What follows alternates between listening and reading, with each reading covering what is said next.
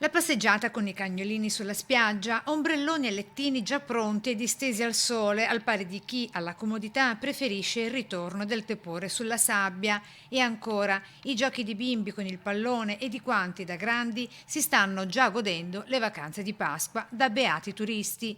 E il quadro dipinto in queste ore lungo il litorale veneziano, con la riapertura di molti alberghi su Jesolo e Cavallino, è una forte ripresa dell'occupazione dopo 2 anni di agonia. Siamo oltre il 70% con delle punte anche di 80-85% di occupazione, per cui siamo assolutamente felici per come è iniziata la stagione, anche in virtù del fatto appunto che in questo periodo dell'anno era 2 anni che eravamo sostanzialmente impossibilitati ad accogliere gli ospiti.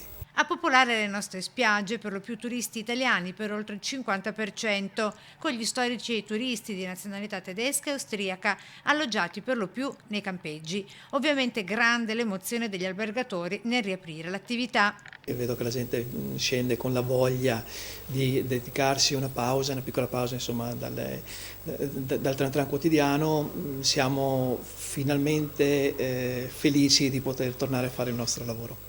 Pasqua come termometro per una stagione balneare estiva 2022 che ci si auspica possa essere in altrettanta forte ripresa. C'è stata una forte pressione della domanda nei primi 2 mesi dell'anno, un po' di spazio nel quale insomma, le vicende dell'Est hanno rallentato, adesso sono riprese le prenotazioni in maniera abbastanza fluida, c'è un cauto ottimismo.